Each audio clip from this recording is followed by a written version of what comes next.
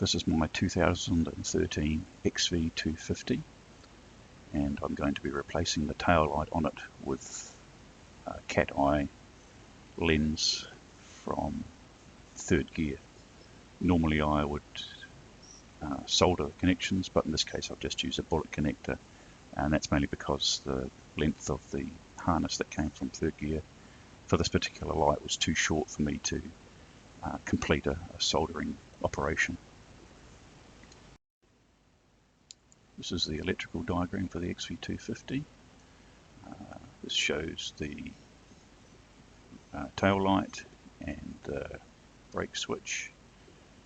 And these are marked in a downloadable service manual. So 33 is the tail brake light and 9 is the rear brake switch, just to make sure we've got the right light.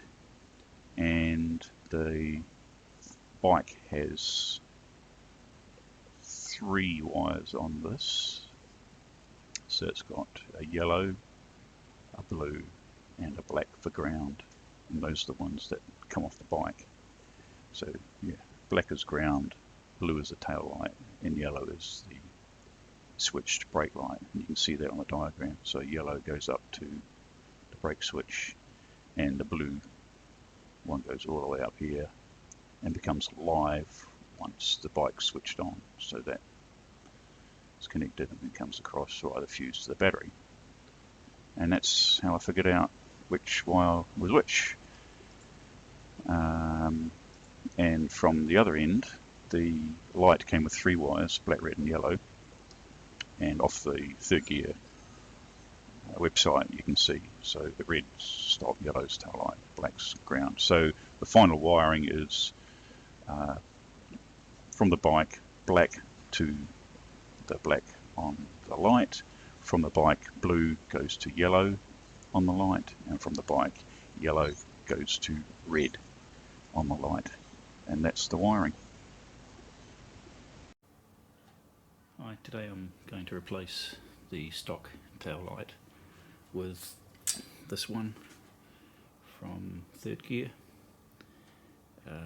I've actually done a fair bit of work before I realised I wanted to create a quick video on it. I put some heat shrink on it.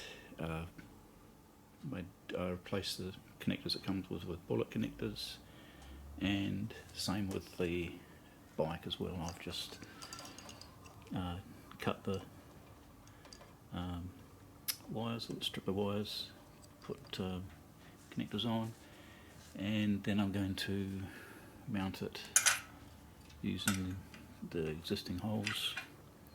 And that's it. The only issue I have is that the rear of the bike looks like a Swiss cheese.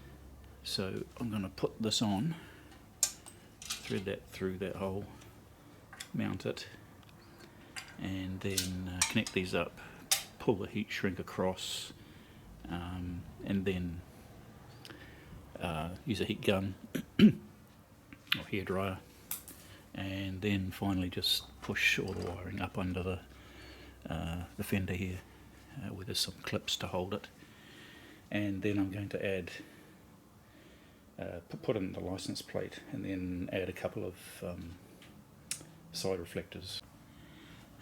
It turned out to require a lot more coaxing than what I was expecting, but heat shrink's on, and I'll just heat that with my hairdryer. Hot.